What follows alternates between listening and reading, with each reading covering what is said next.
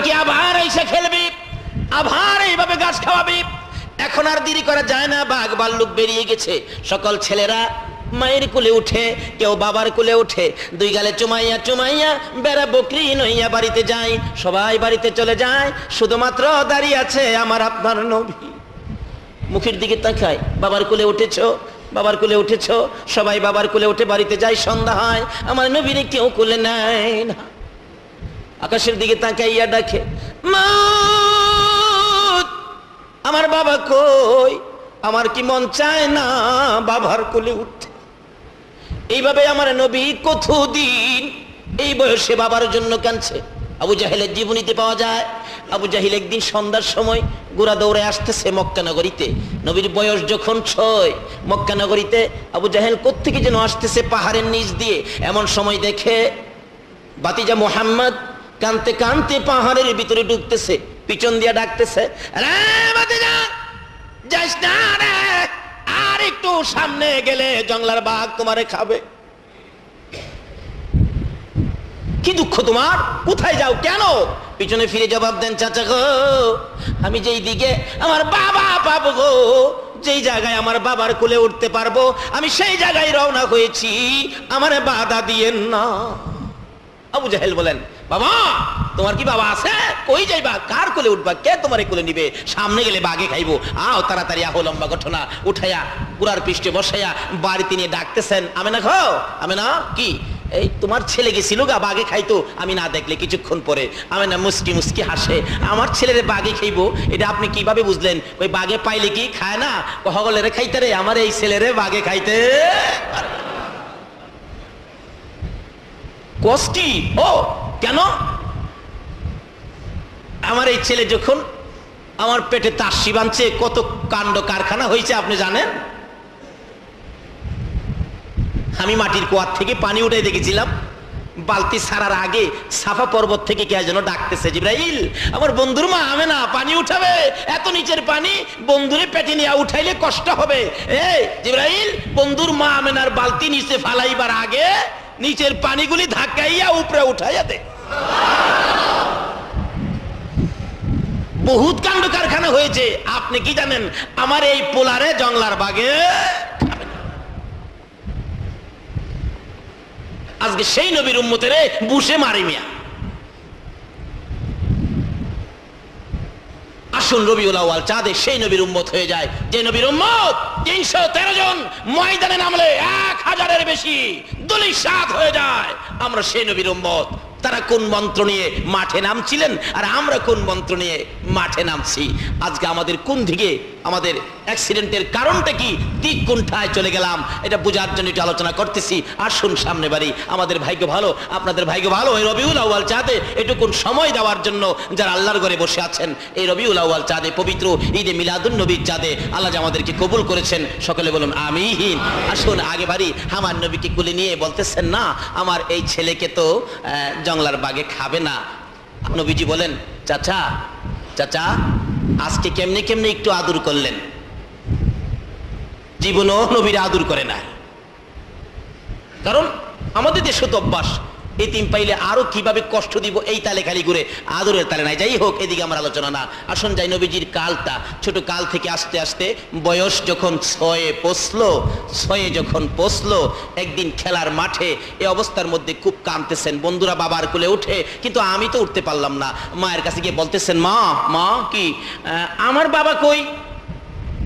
মা দুইটা চোখের পানি ছাড়ছে, আমি না বাবা মোহাম্মদ তোমার তো বাবা নাই, যদি বাবা ডাকতে মন চায় আমারই বাবা ডাইকো, মা ডাকতে মন চায় আমারই মা ডাইকো। এই বলে শিশু নবী কান্দে, আমেনাও কান্দে। দুইজনের কান্দার আওয়াজ শুনে চলে আসেন দাদা আব্দুল মুত্তালিব।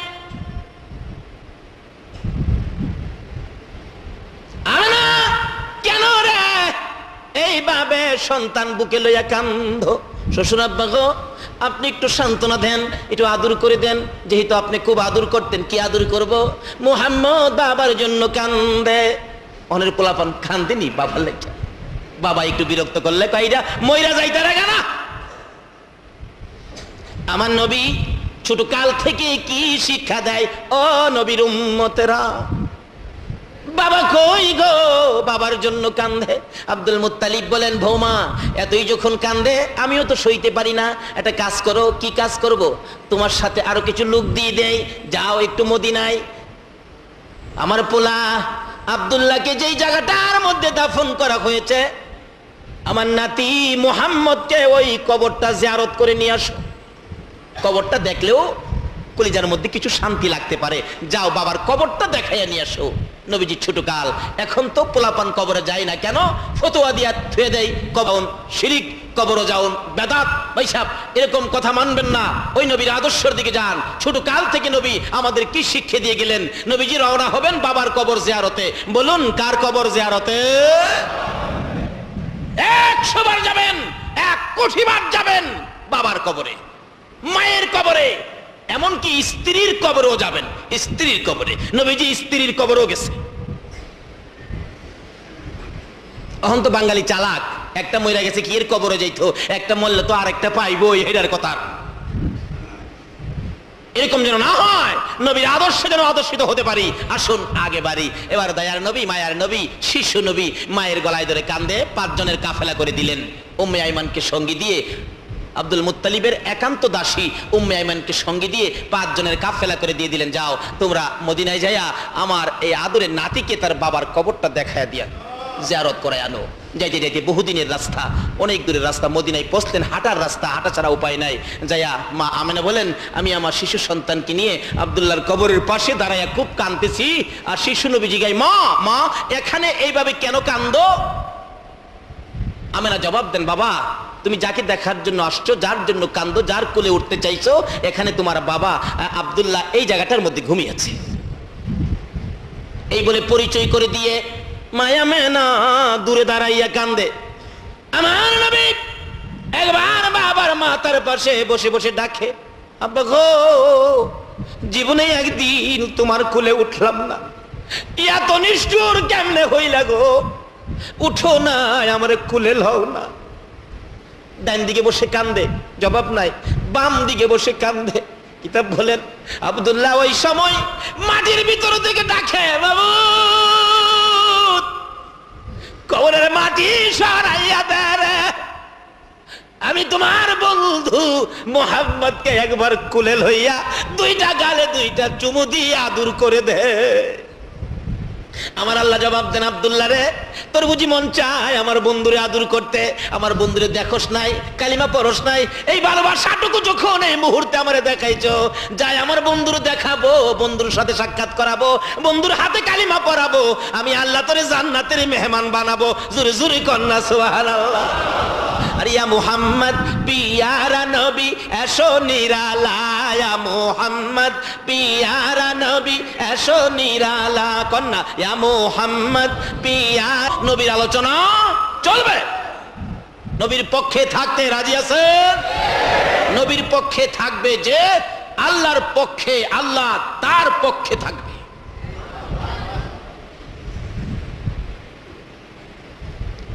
আসুন নবীজি কি শিক্ষা দেয় এই বয়সে, এই কালে। খুব কাঁদতেছে, কাঁদতে কাঁদতে অস্থির। বাবা আর কোলে নেয় না। মা আমেনা বলেন, বাবা মুহাম্মদ বুঝেছি তোমার বাবা কোলে নিবে না, আয় আমি মায়ের কোলে। তাই না কোলে নিলে নবী আমার মাথাটুকু মায়ের কাঁধের উপর ফালাইয়া পিছনের কাপড় নবী বিছায়। আমিনা বলেন, বাবা মুহাম্মদ আর কাঁদলে লাভ হবে না। লম্বা ঘটনা, কিছুদিন বেড়াইলেন নানার বাড়িতে, আবার রওনা হবেন মক্কার দিকে, রওনা হবেন। আধা রাস্তায় যাওয়ার পর আবওয়া নামক স্থানে মা আমেনা ডাকেন, উম্মে আইমান রে কেন জানি আমার শরীর ভালো লাগতেছে না, তাবু টানাও।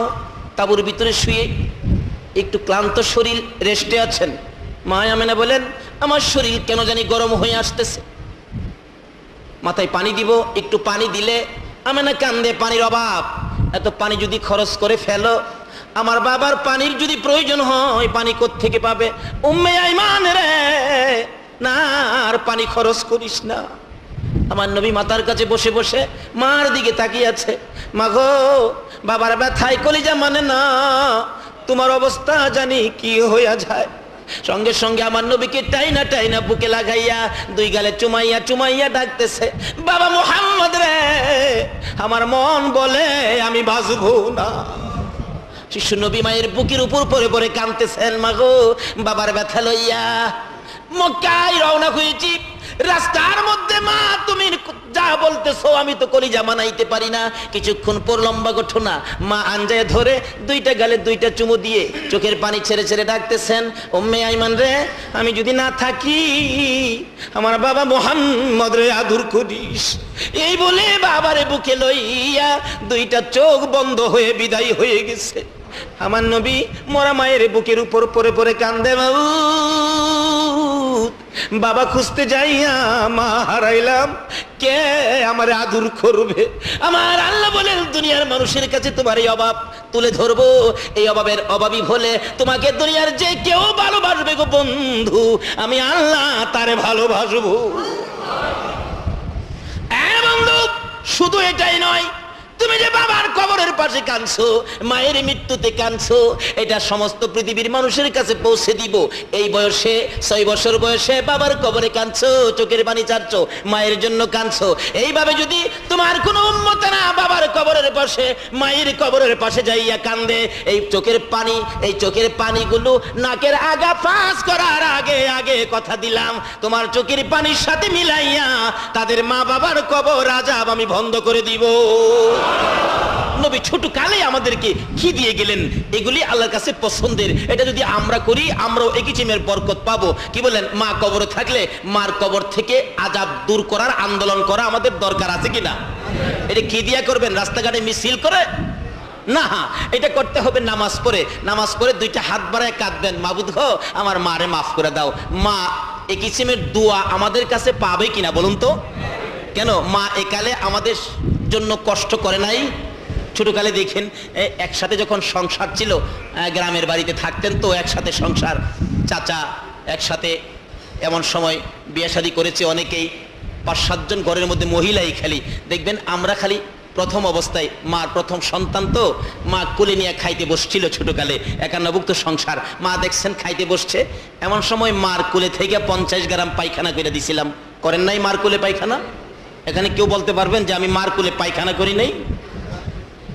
দেখলেন পায়খানার, যেই খালি পায়খানার গন্ধ ছুটছে, চাচি দেখবেন নাকে কাপড় দিয়ে লাইছে, খাওয়া যাবে না, পায়খানার গন্ধ, প্লেট লইয়া এখান তো উঠে গেছে গা।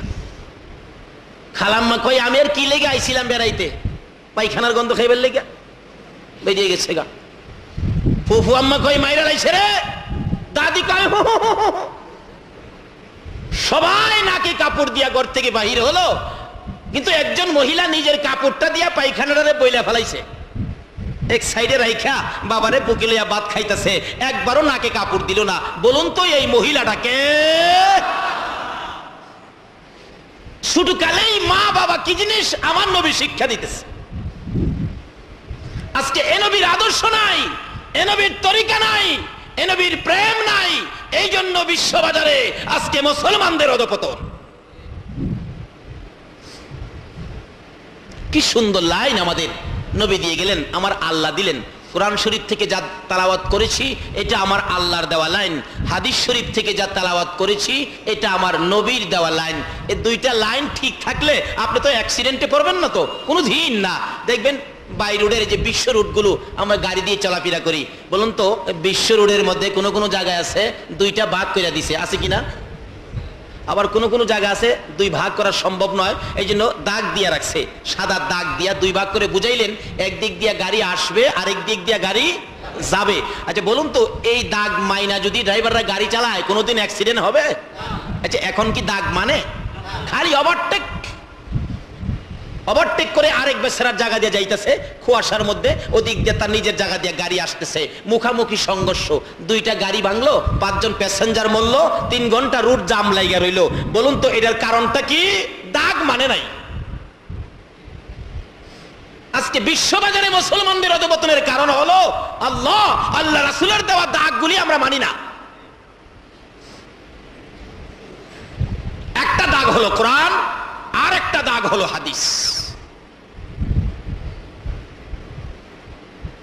এই দাগগুলি যদি মানতে পারেন, কোনো বিপদ নাই, কোনো ঝামেলা নাই, কোনো অ্যাক্সিডেন্ট নাই। এই দাগগুলি কিভাবে মানবো, এই জন্য আসছি আলোচনায়। আসুন, আল্লাহ রাব্বুল আলামিন যা বলতেছেন, নিজের বন্ধুর পরিচয় দিতেছেন আমাদের কাছে। ছোট কাল থেকেই বন্ধুর পরিচয় তুলে ধরছেন। বন্ধু গো, তোমাকে কিন্তু অসহায় হতে দেয় নাই।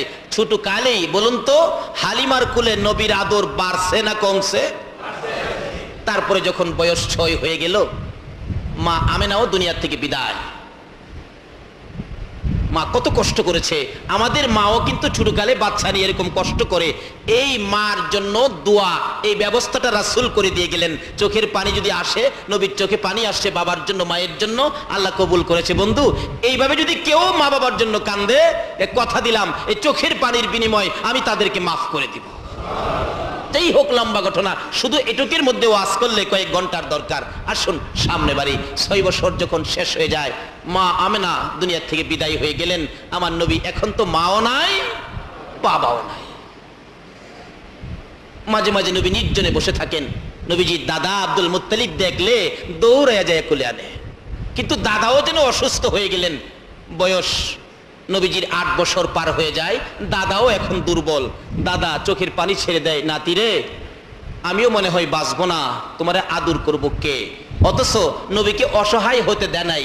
বাবা নাই, যে যার কাছে যায় সেই আদর করে। সুবহানাল্লাহ। আল্লাহ বলেন, বন্ধুকে ওখানে কেউ নাই, আমি আমার ফেরেশতাদেরকে দিয়ে তোমার আদর করাইছি। কেন? হযরত আব্বাস রাদিয়াল্লাহু তাআলা আনহুর জীবনী খুলে দেখুন। আব্বাস বলেন, আমার ভাতিজা, তিন ভাতিজা হয়েছে পরে আমি কিছু কাণ্ড কারখানা দেখছি। কিরকম কাণ্ড কারখানা? একদিন রাত্রের বেলা গেলাম, নবীজি দুনিয়াতে আসার 3 দিন পরে।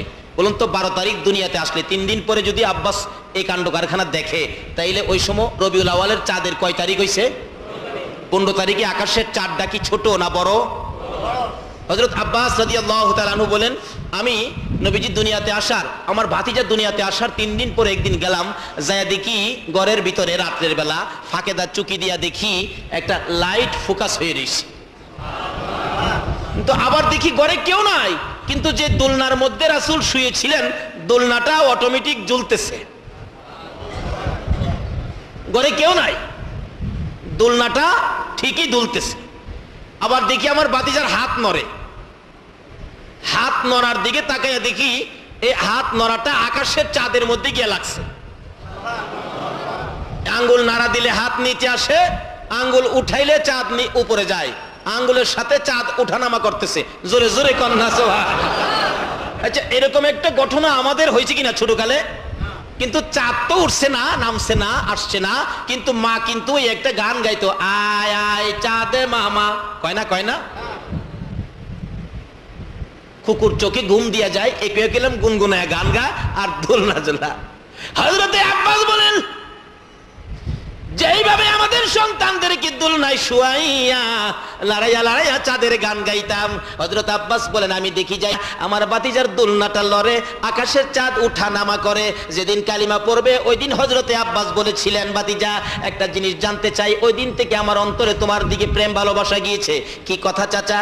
ভাতিজা, ও ভাতিজা জানতে চাই, ছোটকালে তোমার দোলনাটা কে লড়াইতো কাউরে দেখি নাই, আকাশের চাঁদ ওঠানামা করতো আঙ্গুল ইশারায়, কারণটা জানতে চাই। আমার নবী দুইটা চোখের পানি ছেড়ে ছেড়ে বলেন, চাচা গো, আমার মা আমাকে দোলনায় শোয়াইয়া গেলে। এদেশের মানুষ দোলনায় ধাক্কা দেওয়ার মানুষ আছে গো, আমার দোলনায় ধাক্কা দেওয়ার মানুষ ছিল না। আমার বাবা নাই, আমার দোলনার মধ্যে আমার আল্লাহ রহমতের ফেরেশতা দিয়া দোলাইতো। এদেশের ছোট্ট ছোট্ট ছেলেরা মেয়েরা ছোটকালে যখন বিছানায় শুইয়া কিছু খেলতে চাই, দেখতে চায়, মা বাবা দেখবেন ফুল কিনে বিছানার উপরে চোখের সামনে তুলে ধরে, ধরে কিনা কান, চোখের সামনে ফুল টানায়া রাখে, বাচ্চাগুলো 2 হাতে নাড়াচাড়া করে। চাচা, একটা ফুল কিনে দেওয়ার আমার কেউ নাই, সেই জন্যই আমার আল্লাহ আকাশের চাঁদ আমার জন্য ফুল বানাইছে। ছেড়ে দে নৌকা মাঝি যাব মদিনায়, কন্যা ছেড়ে দে নৌকা মাঝি, দিনে রাইতে কান্দে নবী উম্মতের মায়ায়, দিনে রাইতে কান্দে নবী উম্মতের মায়ায়। ছেড়ে দে নৌকা মাঝি যাব মদিনায়, ছেড়ে দে নৌকা মাঝি। নবীর প্রেমে পাগল হইয়া সাত সমুদ্র পাড়ি দিয়া, নবীর প্রেমে পাগল হই সাত সমুদ্র পাড়ি দিয়া, নবীর রওজা জিয়ারতে হব রওয়ানায়, নবীর রওজা জিয়ারতে হব রওয়ানায়, ছেড়ে দে নৌকা মাঝি যাব মদিনায়, ছেড়ে দে নৌকা মাঝি। দিনে রাইতে কান্দে নবী উম্মতের মায়ায়, দিনে রাইতে কান্দে নবী উম্মতের মায়ায়, ছেড়ে দে নৌকা মাঝি যাব মদিনায়, ছেড়ে দে নৌকা মাঝি। নবীজির দাদা বলতেছেন, নাতিরে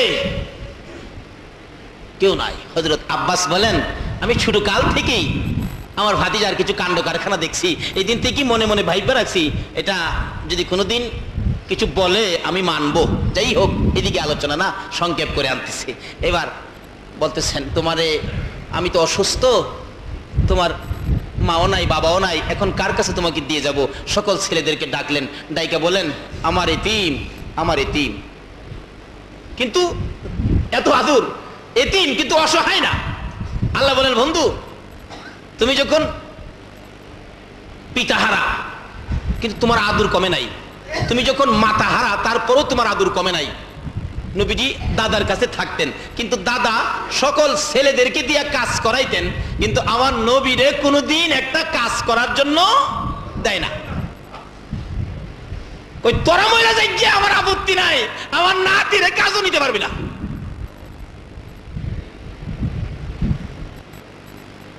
আল্লাহ কয়, বন্ধু হো কি খবর? কই না, আদর আছে। এই নবীর উম্মত হইতালে আল্লাহর কাছে আপনাদেরও আদর আছে, ছাড়ে না। কোনো কাজ আমার নাতির দিতে পারবি না। যেই হোক, এবার নবীজির দাদাও দুনিয়ার থেকে বিদায় মুহূর্ত সকল ছেলেদেরকে ডাকলেন, আসো ওইদিকে আসো। আবার কেন ডাকছেন? চোখের পানি ছাড়তেছে বুড়া মানুষ, আমার এই নাতিরে তোরা কে নিবে? আমি তো দুনিয়ায় থাকবো না, চলে যাব, তোরা কে নিবে? আমির হামজা গিয়া কয়, আব্বা আমারে দেন, আমি নিব। কতক্ষণ চায় থেকে কয়, না রে, তুই আমার এই নাতির আদর করার মতো মন মানসিকতা তোর নাই। কবে কন কি? হা পারতি না। আবুল আহাব আইছে, আব্দুল মুত্তালিব কয়, পারতি না, এমনি যে আই হেরেই কো পারতি না, সব বিদায়। হগলের শেষে নবীজির আপন চাচা আবু তালিব, নবীজির বাবার বড়, এক মার পেটের ছিলেন 4 ভাই। এর মধ্যে খাজা আব্দুল্লাহর বড় ছিলেন আবু তালিব। আবু তালিব এসে কয়, আব্বা হগলের তো বিদায় করে দিলেন, আমার জানি ভাগ্যে কি আছে জানি না, আমার কি ভাগ্যে নসিব হবে আপনার নাতিরে লালন পালনের দায়িত্ব নিতে? আব্দুল মুত্তালিব 2টা চোখের পানি জড় করে ছেড়ে দিয়ে বলেন, বাবা আবু তালিব রে, আয়, অপেক্ষায় ছিলাম কোন সময় তুই হাত বাড়াবি, আমার আদরের নাতি তোর হাতে উঠাইয়া দিব। আব্দুল মুত্তালিব 2টা চোখের পানি ছেড়ে শিশু নবীকে তুলে দিলেন আবু তালিবের কাছে। আবু তালিব নিয়ে ঘরে ঢুকলেন। অভাবী সংসার চলতেছে বেশ কিছুদিন, কিন্তু অভাবে যখন চাপ মারছে, অনেক সময় অনেকটা মাস অভাব বেশি হয়। যেমন আমার দেশে কথা আছে, চৈত্র মাসে বলে অভাব। আসলে অভাব চৈত্র মাসে না, অভাবটা বেশি হয় বৈশাখ মাসে। কি কর, চৈত্র মাসে কিন্তু ঝড় তুফান থাকে না, বৈশাখ মাসে এমনিই তো দাওয়া কাঠি ঠিক মতো উঠে নাই, আবার দেখবেন তুফানে ঘর ভাঙ্গে লাইছে, গাছ ফালাই দিছে, পাও ভাঙ্গে লাইছে, মানুষ মারা গেছে তুফানে। শুনেন নাই? পত্রিকায় দেখেন নাই? আচ্ছা, এগুলি কি চৈত্র মাসে বেশি হয় না বৈশাখ মাসে বেশি হয়? আসলে সমস্যাটা বৈশাখ মাসেই বেশি। যাই হোক, এমন একটা চাপ মারছে আবু তালিবের সংসারে। আবু তালিব একটা মহল্লাবাসী নিয়ে পরামর্শ করতেছেন, দেখো ভাবছিলাম যে আর ব্যবসা বাণিজ্যে যাবো না, অবস্থা খারাপ দেখা যায়, আর একটা সফর ব্যবসা বাণিজ্যের উদ্দেশ্যে আমাকে দিতে হবে। কে তোমরা যাইবা? লাও একটা সফর দিয়াই, বুড়াকালে একটা সফর দিয়াই, বুড়াকালে। পরামর্শ করতেছে, কিন্তু এরপরেও কিন্তু সাবধান, আমার বাতিরা যেন না জানে, আল্লাহ কয় বন্ধু গো তোমার কষ্ট হইতে দিবে না। বাতিজা যেন না জানে, বাতিজা যদি জানে যে বুড়া বয়সে চাচা অভাবে সংসার দেখে করতে বেরিয়েছে, আমার বাতিজা কষ্ট পাবে, বাতিজা যাতে না জানে। সাবধান। চুপচাপ কাফেলা তৈয়ার হয়ে গেছে। বলুন তো নবীজি কি জানতে বাহি আছে? আরো যদি কোন বাহি আছে? আপনারা তো শহরে থাকেন মিয়া, গ্রাম এলাকাতে দেখবেন পোলাপান বাবার পাগল থাকে, চাচার পাগল থাকে। অনেক সময় দেখেন বাবা ডাকা আইব তো গ্রাম থেকে, খালি কইতেছে আব্বা আমি যাবো ডাকা, আমি যাবো ডাকা। অনেক কিছু বুঝাইলেন মানে না, 10টা টাকা দিলেন মানে না, 20টা টাকা দিলেন মানে না, যামু। অবশ্যই 50 টাকা দিয়া কয় বাবা তোমার যাওয়ার কাম নাই, আবার যাই বলা তোমারে নিমু। ছেলেটা চুপ করে ঘরে গেছে গা। ঘরে গেছে পরে বাবা তো মনে করছে হ্যাঁ বুঝাই লাইছে, যায় যেই খালি রিক্সা তুলছে, বাস স্ট্যান্ডে যাবো, ট্রেনের স্টেশনে যাব, রিক্সার মাঝে উঠটা খালি রিক্সার টান দিছে, হ্যাঁ জামাটা কান্দে ফালাইয়া গিয়া রিক্সার বডি তৈরা বইছে। এরকম পাগল আছে না পোলাপানের মধ্যে? ডাকাই ধরেন না, অফিসে যাইবো, পোলাটা সবসময় বাবার পাগল, মার কাছে যায় না, এরকম পোলা আছে না? মা কই কিরে পেটে রাখলাম আমি, না তোর বাবার পেটে হইছস? পোলা দেখতেন কয় হা বাবার পেটে হইছি। অফিসে যাওয়ার সময় পোলারে বুঝাইতে পারেই না, অনেক কিছু দিয়া বুঝাই ছুঁইছে। পোলা কয় এমনি বুঝাইছো? আমি এমনি ঠিক আছি। রিক্সা তুলছে বাবা, অফিসে যাইবো, যে খালি রিক্সা টান দিছে পিছে তাদের বইছে। যাইতে যাইতে যাইতে যাইতে যাইতে যাইতে কিছু দূর যায় রিক্সাওয়ালার সাথে ওই মহাজন কথা কয়, লোকটা কথা কয় এবারটা তোর ছেলে মেয়ে আছে নাকি? রিক্সাওয়ালা কয় চাচা আমার তো 3 ছেলে। তোর ছেলেগুলি কেমন? চাচা কি কমো, 2টা যেমন তেমন, মাইজ লাড়াতক করে বেশি পাগল, এই বাড়িতে বাইরে আইতে বড় যন্ত্রণা করে। আর তোরটা বন্ধ কর, আমার যে একটা পিচ্ছি এটারে তো থুইয়া অফিসে যাইতে পারি না, বাজার যেতে পারি না, কোথাও যেতে পারি না। আজকে কোন রকম 50টা টাকা দিয়া কোন রকম ঘরে থুইয়া বাইরেছি। এই ফাঁকে দা পোলা পিছেতে বাইরে কয় আব্বু। আরে কি কয় আমি আই পড়ছি তো। আসে না পোলাপান এরকম? আমার নবীর বয়স যখন 13, বলুন কত? 13 বয়সের তরুণেরা, ও 13 বয়সের বালকেরা আমার নবীর জীবনে তালাশ করো গো। নবীর একটা আদর্শের মালা যদি গলায় লাগাইতে পারো, তুমি দুজাহানের ধনী হইয়া যাইবা। ওই নবী এই চাঁদের দুনিয়ার জমিনে আগমন করেছে। ডাকেন না এসো মোদের প্রাণের নবী রবিউল আউয়ালে, বলুন এসো মোদের প্রাণের নবী।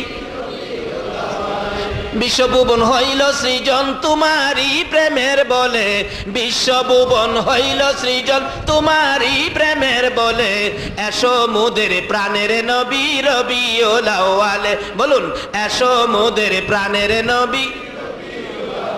শুনয় রে বাঙালিরা পাইছো মনি মুক্তা হীরা, শুনয় রে বাঙালিরা পাইছো মনি মুক্তা হীরা। সোনার বাংলায় সোনা পাবে নবীজির পাগল হলে, সোনার বাংলায় সোনা পাবে নবীজির পাগল হলে, এসো মোদের প্রাণের নবী রবিউল আউয়ালে, এসো মোদের প্রাণের নবী। কি যে রবিউল আউয়াল চাঁদ, খবর নাই না কত দিবস পালন করে এই দেশের মানুষ। এই দিবস এই দিবস, খালিফা আডার দিবসও আছে, আছে না? কিন্তু যেই চাঁদে নবী দুনিয়াতে আসছে, যেই নবী না আসলে পৃথিবীর কিছু আরশ কুরসি লৌহ কলম সহ কোন মাখলুকাত হতো না। আজকে সেই নবী দুনিয়াতে আসলে এই উপলক্ষে কে কি করেছেন? কোন দিবস নাই, আর দিবসের পাগলও নাই। যদিও কিছু হয় কেউ করে, আবার কেউ টিটকারি করে, অথচ এই দিবস কি বলেন খিলাফ। নবী দুনিয়াতে আসছে, খবর পায়া আবুল আহাব বান্দি গিয়া কই চাচা একটা পূর্ণিমার চাঁদ দুনিয়াতে আসছে। কও কি কোথায়? তো আপনার ভাই যে আব্দুল্লাহ ছিল, আব্দুল্লাহর ছেলে হচ্ছে এতিম ছোট্টু, কি সুন্দর পূর্ণিমার চাঁদ, তাই নাকি? আমার ভাই নাই ভাতিজা হইছে, খুশির খবরটা দিলি। সবার দিন সকালবেলা ভোরবেলা খবরটা পাইলাম, এই আঙ্গুলটা উঠাইছিল আবুল আহাব, উঠাইয়া বলছিল যাও তোমাকে বহু টাকা দিয়ে খরিদ করে আনছিলাম, কিনা গোলাম তুমি, আজকাল থেকে দাবি নাই, আমার ভাতিজার খবরের খুশিতে তোমাকে মুক্ত করে দিলাম, যাও।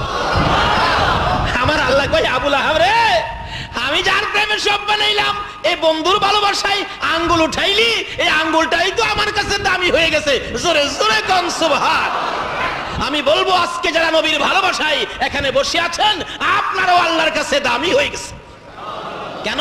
নবীর ভালোবাসায় কিছু করলে আল্লাহ খুশি হয়, রাসূলও খুশি হয়। ইতিহাসের কথা খুলে দেখুন, একজন ইতিহাসবিদ লেখেন, এই ভারতবর্ষের মধ্যে একটা বই লেখক বই লিখেছিলেন, যে বইটার নাম ছিল রঙ্গিলা রাসূল। নাউজুবিল্লাহ কোন না? আমার নবীকে কলঙ্ক করে বই লিখেছে এক যুবক, আপনাদের মতো নবীর আশেক ছিলেন। যুবকটা চোখের পানি ছেড়ে দিয়ে বাড়িতে গেছেন, মা একটা খবর শুনলাম। কি খবর? আমার নবীকে কলঙ্ক করে বই লিখেছে, এটা তো সহ্য করতে পারি না। মা বলেন, কি করতে চাও বাবা? মা আমি আসতেছি। গোসল করলেন, পায়জামা পাঞ্জাবি পরে পাঞ্জাবির নিচে একটা ছুরি ঢুকাইলেন, যাই মার পায়ে সালাম করতেছেন, মা আমার বিদায় দাও, যদি ভাগ্য ভালো হয় দেখা হতে পারে, না হইলে দেখা নাও হতে পারে, বিদায় দাও। মার পায়ে সালাম করে বিদায় হলেন। নবীর দুশ্মন দুনিয়ার থেকে বিদায় করবেন। যে ডাকতেছে, রঙ্গিলা রাসূল লেখকের বাড়ি কোনটা? বললেন তো সামনের বাড়িটা। বাড়িতে আছেন লেখক সাহেব? হ্যাঁ বাড়িতে। এদিকে আসেন। আপনি কি আমার নবীকে কলঙ্ক করে বই লিখেছেন? তুমি কি বলতে চাও? এদিকে আসেন না। চেহারাটা যেন আগুনের মতো লাল হয়ে গেছে। এদিকে আসেন। যে নবীর উসিলায় কুল কায়নাত, সেই নবীকে কলঙ্ক করে দুনিয়ার আলু বাতাস খাবেন। কাছে আসেন। কি বলতে চাও? মেজাজ গরম করে এই কি বলতে চাও? কাছে আসার সাথে সাথে ছুরিটা বাহির করে কলিজাটার মধ্যে লাগাই দিচ্ছে। দুনিয়ার থেকে বিদায়। লোকেরা বলেন, যুবক সরে যাও এখান থেকে, পুলিশ আসবে, ব্রিটিশের আইন ধরে নিয়ে যাবে। নিয়ে যাক, বিশ্বের বাজারে প্রমাণ করতে চায় আমি একটা যুবক। এমন মা আমাকে পেটে নিয়েছে যে মায়ের সন্তান নবীর দুশ্মন বিদায় করেছে। আজকে কোন মা এই মসজিদের সন্তানগুলো পেটে রাখছো? এর মধ্যে থেকে যদি কোনো মা কবরে থাকে, এই মাহফিলের বরকতে তাকে মাফ করে দেওয়া হয়েছে। ডাকতেছে, সরে যাও। না সরবো না। পুলিশ আইসা ধরে নিয়ে গেলেন। বিচার হবে, অনেক লম্বা ঘটনা। বিচার হবে, বিচারের রায় হলো আগামীকাল 12টা 1 মিনিটে তোমাকে ফাঁসি দেওয়া হবে। ঠিক আছে, কিছু কথা আছে? জি বিচারপতি, কথা কি? একটা কথা, যে মা আমার মতো সন্তান পেটে রাখছে, নবীর আশেক পাগল আমি, এই মার কাছে একটা রাত্র থাকতে চাই, মার আদুরে। যাও, পুলিশ পাহারায় মার আদুরে থাকবে। মা মা কি বাবা? আমার তো ফাঁসির রায় হয়ে গেছে। মা চোখের পানি ছেড়ে দিছে। বাবা তোমার ফাঁসি? কালকের থেকে আমারে মা বলে আর ডাকতে পারবি না। না, ছেলেটা বুঝায়, মা কাঁদবেন না, আপনি হাসরের দিন তো গৌরব করতে পারবেন, আমার পেটের সন্তান নবীর দুশ্মন বিদায় করেছে। আজকে 12 দিন ব্যাপী রবিউল আউয়ালে ঈদে মিলাদুন নবীর মাহফিলের আয়োজনের কে সদস্যগুলো কারা? আপা হাসরের দিন গৌরব করতে পারবে, আমার ছেলেরা 12 দিন ব্যাপী নবীর স্মরণে মাহফিল করেছে। মা কাঁদবা না? আচ্ছা বাবা আসো, বিছানা করেছি, একটা রাত ঘুমাবি আর আমি তোমাকে মন ভরে দেখবো। মায়ের পাশে ঘুমিয়ে আছে, ঘুমাবে, বিছানায় ডাক দিবে, ঘুমাবে আর মা দেখবে। ঘুমাও না বাবা, ডাইকা ডাক, আসো কাছে আসো, বিছানা করেছি সুন্দর করে, তুমি বিছানায় ঘুমাও। ডাকতেছে, ও আব্দুর রশিদ আসো ঘুমাও। দৌড়ায় আসছে মা ডাক দিলে। বলুন কার ডাক দিলে দৌড়ায় আসতে হবে? আরেকটু জোরে কর না। মা চিনছেননি? যে মার পেটে থাইকা মারে কষ্ট দিছিলাম, ওই মা ডাক দিলে দৌড়ে আসতে হবে। খালি এখানেই না, আল্লাহ আল্লাহ রাসূলের পক্ষ থেকে নির্দেশ আসছে, তোমার মা বাবা বুড়া মানুষ, অসুস্থ, তুমি নামাজে দাঁড়াইছো, মা বাবা যদি তোমাকে ডাক মারে, নামাজ ছাইরা দিয়া মার ডাকে সাড়া দাও। ডাক দিয়েছে মা, আব্দুর রশিদ রে বিছানা করেছি, আয় বিছানার মধ্যে শুয়ে শুয়ে ঘুমাও। আমি মা ঘুমাবো না, সারা রাত তোমার মাথার পাশে বসে বসে আমি জীবনের শেষ দেখা তোমারে দেখবো। আয়ো না বাবা, ঘুমাও না। মা ডাক দিলে দৌড়াই আসে, আবার দরজার কিনারে চলে যায়। বাবা আসো ঘুমাও, জীবনে আর কোনোদিন দেখা হবে না, মায়ের সামনে আর কোনোদিন ঘুমাইতে পারবা না, আসো কালকে তোমার ফাঁসি হয়ে যাবে। আবার দৌড়ায় আসছে মায়ের পাশে, আবার চলে যায় গেটে। মা ডাক দেয়, বাবা আব্দুর রশিদ রে, আমি ডাক দিলে দৌড়ায় আসো বিছানার কাছে, আমি মা বলে শোয়ার জন্য, না শুইয়া কেন আবার দরজার কিনারে চলে যাও? আব্দুর রশিদ দুইটা চোখের পানি ছেড়ে ছেড়ে বলেন, মা তুমি ডাক দাও এই বিছানায় শোয়ার জন্য, আমি কেন দৌড়াইয়া দরজার কিনারে চলে যাই? মা গো তাকাইয়া দেখো, দরজার কিনারে দাঁড়াইয়া আমার রাসূল আমারে ডাকতেছে। মা তুমি ডাকো এই বিছানায় শোয়ার জন্য, আবার রাসূল দরজার কিনারে দাঁড়াইয়া ডাকে, আব্দুর রশিদ রে এই বিছানায় ঘুমাস না, আমার সঙ্গে আয়। কালকে তোর ফাঁসি হবে, আমি রাসূল আইসা গেছি রে আব্দুর রশিদ, ফাঁসির কাষ্টের থেকে তোরে নামানোর সাথে সাথে আমি রাসূল কুলে লইয়া তোরে লইয়া যাইব। এই বিছানায় নয় রে আব্দুর রশিদ, আমি রাসূলের পাশের জান্নাতের বিছানায় তুই ঘুমাবি। এই নবীর ভালোবাসায় আজকে মাহফিলের আয়োজন করেছেন, আমার নবী কত খুশি।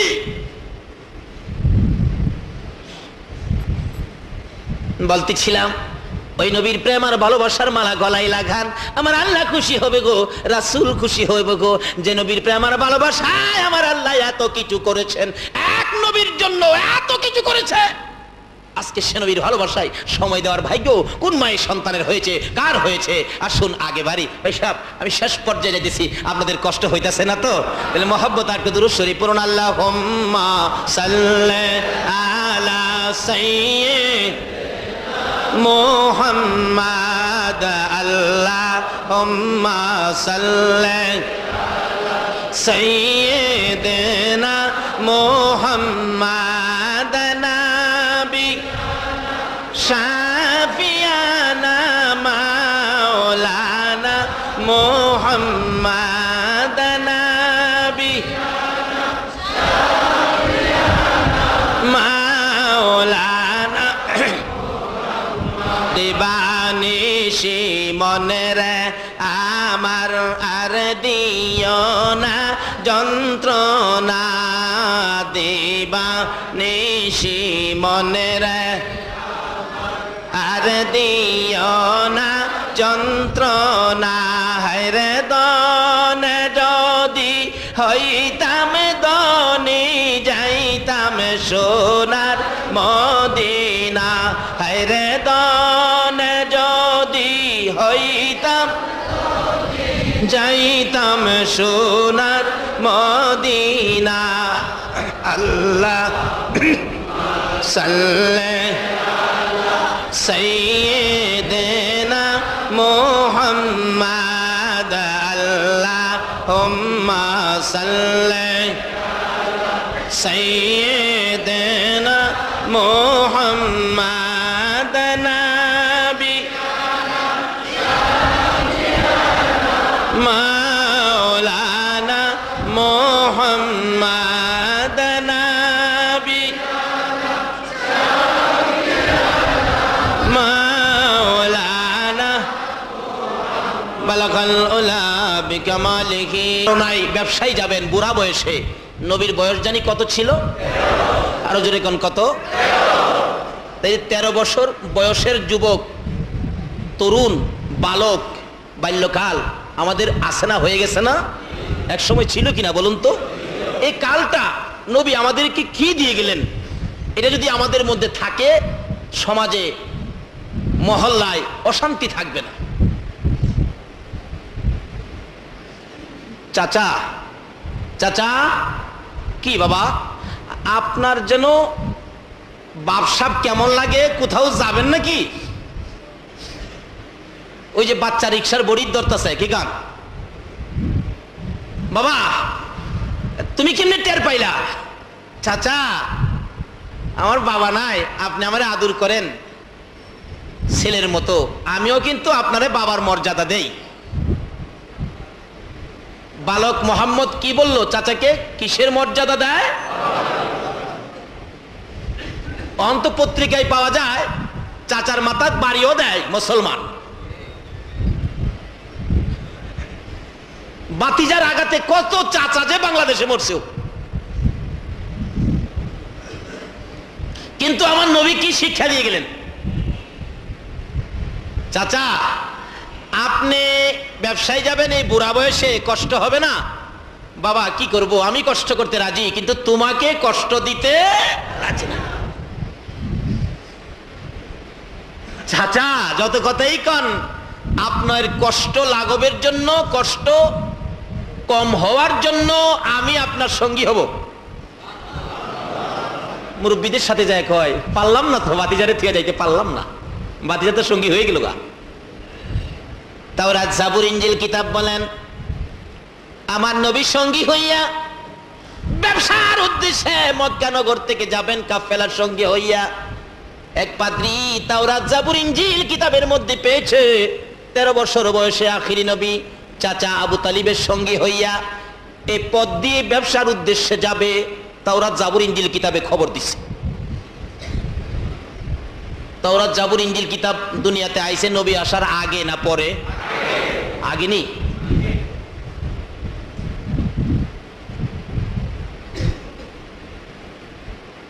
কেউ যদি কয় নবীজি 40 বছর বয়স হইছে পরে নবী হইছে, তাহলে কথাটা কি সঠিক হবে না ভুল হবে?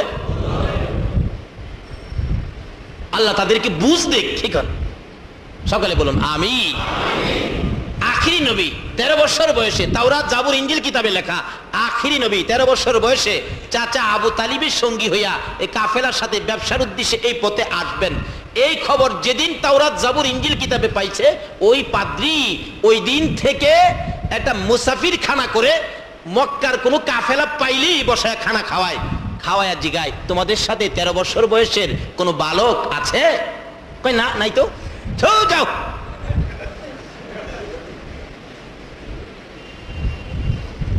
কাফেলা দেখলেই খবর দেয়, নিয়ে আসো মুসাফির খানায় ঢুকাইছে, খানা খাওয়ায়া উনি যায়, পাদ্রী যায়, হুজুর মানুষ তো, পিসাব মানুষ, মুরব্বী মানুষ যায়, যে জিগায়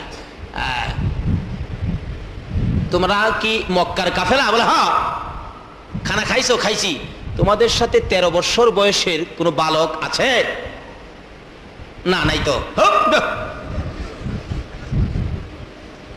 এই যে খাওয়াইতেছে, সয় সম্পত্তি শেষ, কিন্তু যার খুঁজে আয়োজন তারে তো আর পায় না। পাদ্রী কি পাগল, আর উম্মত হইয়া পাগল হইলাম। শেষ বয়স, সম্পত্তি শেষ মুহূর্ত, ডাকতেছে, হাইরে মনের আশা কি পুরা হবে না? এমনি সময় দেখে একটা কাফেলা আইসা বাড়ির সামনে ক্লান্ত হইয়া গাছের নিচে বসছে। সবাই গাছের নিচে বসছে, ময় মুরব্বীরা। কিন্তু আমার নবীর আদর্শ দেখেন, বালক বয়স, তরুণ বয়স। নবীজি মুরব্বীদের কাছে বসে না কেন?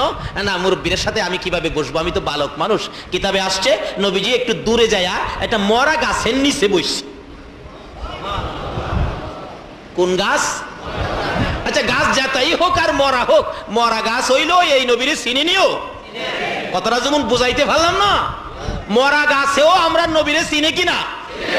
লন্না মদিনায় যায়, মসজিদের নববীতে একটা মরা খেজুরের গাছ কাইটিয়া মিম্বরের পিছনে, নবীজি যেই মিম্বর দাঁড়ায় খুতবা দিতেন, মিম্বরের পিছনে মরা খেজুরের গাছটা কাইটা লাগাইয়া এটার মধ্যে হেলান দিয়া খুতবা পড়তেন। যেদিন মিম্বর পাকা হয়ে গেছে, ওই দিন খেজুরের গাছ উঠাইয়া বাহিরে ফালাইয়া দিছে। নবীজি খুতবা দিবেন, এমন সময় দেখে কান্নার আওয়াজ শোনা যায়, এতিমের মতো কান্না, কে যেন কান্দে। নবীজি তো মায়ার নবী, কান্দা শুনলে নবী বলেন, দেখো তো কান্দে কে? সাহাবীরা বলেন, হুজুর কেউ তো কাঁদে না, এই তালাশ করে দেখো না, আমার কানে কান্দার আওয়াজ আসতেছে। যায় দেখে মরা খেজুরের গাছটা যে এটা কাঁদতেছে। রাসূলের হাতে দিলে আরো কান্দা বাড়ছে। নবী বলেন, কি ব্যাপার, তুমি মৃত কাঁদতেছো? আচ্ছা, ব্যাপারটা কি? কি দুঃখে তুমি কান্দো? ইয়া রাসূলুল্লাহ, দুঃখ আমার একটা, মরা গাছ কথা কয়। সুবহানাল্লাহ কইতেন না? আরে নবীর প্রেমের পাগল যারা প্রেম খেলা খেলে, হায়রে নবীর প্রেমের পাগল যারা। এসব মাঝে মাঝে গজল কইলে খারাপ লাগে আপনাদের কাছে? ঢাকা শহরে আমার কাছে শোনেন নাই?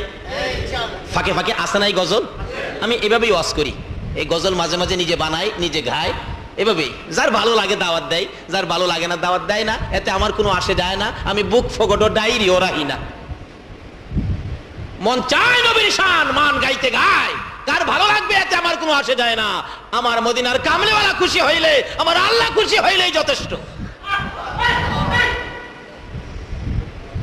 আপনারা কি সেই মদিনার কামলেওয়ালাকে খুশি করতে চান? আমার আল্লাহকে খুশি করতে চান? কিভাবে করবেন? মরা খেজুরের গাছ কি করে দেখেন না মিয়া, কানতে কানতে অস্থির। নবীজি হাতে নিয়ে ডাকতেছেন, আরে বাবা তুমি তো মৃত, কাঁদো কিভাবে? হুজুর সহ্য হয় না, আমি আপনার পিঠের সাথে লাইগা থাকতাম, কত যে শান্তি, মরা বলে শান্তি পায়। আচ্ছা, মরা খেজুরের গাছ নবীর প্রেমে যদি শান্তি পায়, নবীর উম্মত হইয়া যদি, নবীর ভালোবাসা লইয়া যদি মইরা কবরও যাইতারি, বলুন তো আমরা শান্তি হবে না অশান্তি হবে? আল্লাহু আকবার। কবরও যাইতেন কি? ভারত সফরে গেছিলাম, বেশ অনেকদিন ছিলাম ভারতে। যাই দেখি ভারতে একটা মজার ঘটনা। ভারতের উত্তর প্রদেশ জায়গাটা মনে রাখবেন, অনেকে আছে এগুলি বিশ্বাস করতে রাজি না। ভারতের উত্তর প্রদেশ জায়গাটার নাম শফিপুর, যেমন ঢাকার শহরে জায়গাটার নাম কি? শান্তিনগর, উত্তরপ্রদেশের শফিপুর জায়গাটার নাম।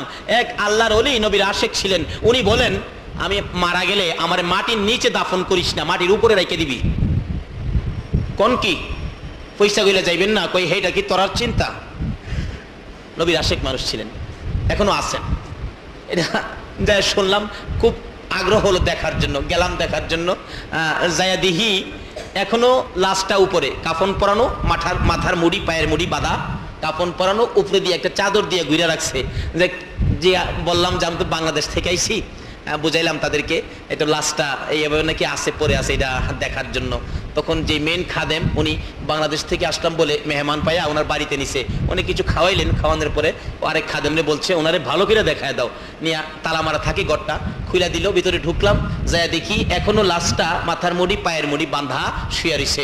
যে গেলাম কতদিন হয়েছে এই অবস্থা, মাটির উপরে পড়ে রইছে। যে খাদেম বলেন 300 বছর হয়েছে লাশ মাটির উপরে। এই নবীর প্রেম আর ভালোবাসায় মরা গাছ কি করতে মিয়া, আমরা টলন্না হিসাব করি। এই নবীর প্রেমে কিছু করতে রাজি আছেন? শুধু এই মিলাদুন নবী নয়, প্রত্যেক বাসায়, প্রত্যেক ঘরে ঘরে রবিউল আউয়াল চাঁদে একটা করে মিলাদ পড়াবেন। আর কিচ্ছুই খরচ করার মতো ক্ষমতা নাই, এক প্যাকেট বিস্কিট নিয়ে মসজিদের ইমাম সাহেব হুজুরকে দিয়ে মিলাদ পড়াবেন, নবীর স্মরণে বাচ্চাদের কানে কানে পৌঁছে দিবেন। এটা ওই চাঁদ যেই চাঁদের নবী আসছেন, যেই নবী না আসলে পৃথিবীর কিছু হতো না। হযরত আবু বকর সিদ্দিক বলেন রবিউল আউয়াল চাঁদে নবীর স্মরণে, নবীর আগমনের তারিখ, নবীর আগমনের মাসে, নবীর মহব্বতে 1 দিরহাম পরিমাণ টাকা খরচ করে যদি কেউ ঈদে মিলাদুন নবী উদযাপন করে, অর্থাৎ নবীর পয়দাইশের আলোচনা খুশির সহিত আলোচনা শুনে করে, তাহলে তাকে না নিয়ে আমি আবু বকর বেহেশতে পাও দিব না। বলবেন হুজুর আবু বকর যে বেহেশতে যাবে এটার বা নিশ্চয়তা কি? প্রশ্ন আসতে পারে। আবু বকর বেহেশতে যাবে নিশ্চয়তা আছে। আমার নবী একদিন এইভাবে আলোচনা করতেছেন, সাহাবীরা বসে আছে, হাদিস শরীফের ঘটনা। জিবরাইল এসে বলেন ইয়া রাসূলুল্লাহ, আপনার এই সাহাবীদের মধ্যে একজন সাহাবীকে জান্নাতে নেওয়ার জন্য 8টা জান্নাত আন্দোলন করতেছে, হেলা কই হেলা নিব, হেলা কই হেলা নিব, এটা লিয়ে ঝগড়া হইতেছে। হুজুর আপনার উম্মতের নিবার লাগিয়া, একজনের লাগিয়া 8টা পাগল হইব ইসে। রাসূল কই কও কি, অন্য নবী রাসূলের উম্মতেরা বেহেশতের লাগি পাগল, আর আমার কয়জন? কয়জন? নবীজি মুস্কি হাসে, যাবেন রে, আমি নবী না হইলে কিছু হইতো না, আমি সেই নবী, চিন্তা করিস না, আজাই। হুজুর একজন তো, আরে আজাই, চিন্তা করিস না। আল্লাহ যেন কবুল করেন, সকলেই দোয়ায় শরীক হন। আল্লাহুম্মা আমিন। রব্বানা যালামনা আনফুসানা ওয়া ইন লাম তাগফির লানা ওয়া তারহামনা লানাকুনান্না মিনাল খাসিরিন। রব্বিরহামহুমা কামা রব্বায়ানি সগীরা। রব্বুল আলামিন জান্নাতের বাগানে বসে জান্নাতি মেহমান লইয়া আমি গুনাহগার তোমার শাহী দরবারে হাত বাড়াইছি। মাবুদ, আব্দুল গফুর রহমতুল্লাহ আলাইহির স্মরণে ইসলামী সুন্নি মহাসম্মিলনে আমরা যারা হাত বাড়াইছি, আমাদের তামাম জিন্দিগির গুনাহগুলো ক্ষমা করে দাও।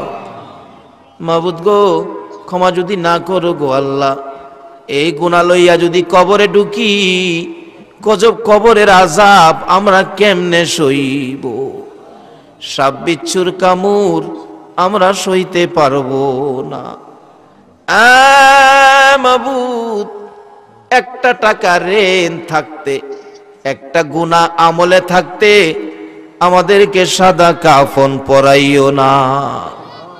আজকের মাহফিলে যাদেরকে নিয়ে হাত বাড়াইছি, আমি জানি না এই শীতের মধ্যে এত রাত পর্যন্ত যারা বসে আছে, কার মনে জানি কি ব্যথা রে, কি জানি দুঃখ রে, কার মনে জানি দুঃখ বাবা নাই, কার মনে জানি দুঃখ মা নাই, মা নাই। যার মা নাই, এই অভাবটা কি দিয়া পুরা হবে রে আল্লাহ? যার বাবা নাই, এই অভাব কি দিয়া পুরা হবে রে আল্লাহ? যারা মায়ের অভাবী, বাবার অভাবী, আজকের মাহফিলের উসিলাই, মহরম চাঁদের উসিলাই, ইমাম হুসাইনের কারবালার জমিনের তাজা রক্তের উসিলাই, ওই সকল মা বাবার কবরগুলো জান্নাতের বাগান বানাইয়া দাও। মাবুদ গো, মা বাবা যার দুনিয়াতে আছে হায়াত বাড়িয়ে দাও। মা বাবা কেমন জিনিস বুঝার তৌফিক ছেলে মেয়েদেরকে দান করে দাও। ইয়া আল্লাহ, দাদা দাদি, নানা নানি, শ্বশুর শাশুড়ি, আলিয়া আউলাদ, বংশধর, মই মুরব্বী, পাড়া প্রতিবেশী, খানদানবাসী, মহব্বতী যারা কবরে, মাহফিলের উসিলাই সকলের কবর জান্নাতের বাগান বানাইয়া দাও। হ্যাঁ মাবুদ, খাস করে আজকের এই সমাজ কল্যাণ পরিষদ, এই সংস্থার সকল সদস্যগণকে তোমার মায়ার হাতে দিলাম গো আল্লাহ, তাদেরকে তুমি কবুল করে লও। আল্লাহ, সংগঠনের সকলের বংশ থেকে যারা কবরে চলে গেছে, মা বাবা, দাদা দাদি, নানা নানি সহ আত্মীয় স্বজন, বংশধর সকলের কবর মাহফিলের উসিলাই জান্নাতের বাগান বানাইয়া দাও। মাবুদ, এই সংগঠন কর্তৃক আয়োজিত এই মাহফিল তোমার কুদরতি হাতে দিয়ে গেলাম। কিয়ামত পর্যন্ত এই মাহফিল তুমি কায়েম রাখো গো আল্লাহ। মাহফিলের উসিলাই কাল কিয়ামতে নবীর গুদারায় উঠাইয়া ফুলচিরাতের ফুল পার করে দিও গো আল্লাহ। ইয়া আল্লাহ, খাস করে আমাদের মধ্যে যারা অভাবী, অভাব দূর করে দাও। যারা বিমার শেফা করে দাও। যারা অভাবী, অভাব দূর করে দাও। যারা ব্যবসা করে ব্যবসায় বরকত দাও। যারা চাকরি করে পদোন্নতি দান করে দাও। যারা গৃহস্থী করে করবে জমির ফসলে বরকত দিয়ে দাও। যারা বিদেশ থাকে, অনেকে বিপদে আছে, সকল বিদেশি ভাইদেরকে বিপদ মুক্ত করে নেক হায়াত বাড়াইয়া দাও। রুজি রোজগারে বরকত লাগাইয়া দাও। রোজগার শেষে দেশের ছেলে দেশে ফিরাইয়া দিও গো আল্লাহ। মাবুদ, যারা লেখাপড়া করে লেখাপড়ায় বরকত দাও। যারা পরীক্ষা দিতেছে দিবে কামিয়াবি দান করে দাও। খাস করে আমরা যারা হাত বাড়াইছি, আমরা সকলকে একদিন দয়ার নবীরে স্বপ্নে দেখাইয়া দিও গো আল্লাহ। নবীজিকে স্বপ্নে না দেখাইয়া এই মাহফিলের কাউকে তুমি সাদা কাফনের প্যাকেটে ঢুকাইও না। মাবুদ, যারা এই মাহফিলের সাহায্য সহযোগিতা করেছে, বুদ্ধি পরামর্শ দিয়েছে, টাকা দিয়েছে, গরু দিয়েছে, চাউল দিয়েছে, সকলকে তুমি নেক হায়াত বাড়াইয়া দাও। রুজি রোজগারে বরকত লাগাইয়া দাও। হায়াত যদি না বাড়াও গো, তোমার নবীর গোলামীর মাহফিল কেমনে করব গো আল্লাহ। মাবুদ, এই মাহফিলের উসিলাই সবাইকে তুমি কবুল করে লও। ইয়া আল্লাহ, সিন্নি বিতরণ হবে, সারা রাত মাহফিল চলবে। যা আলোচনা হয়েছে, আরো যা আলোচনা হবে, আমাকে সহ সকলকে তুমি আমল করার তৌফিক দাও। ওয়া সাল্লাল্লাহু তাআলা আলা খায়রি খালকিহি মুহাম্মাদিন ওয়া আলা আলিহি ওয়া আসহাবিহি আজমাইন বিহাক্কি লা ইলাহা ইল্লাল্লাহু মুহাম্মাদুর রাসূল।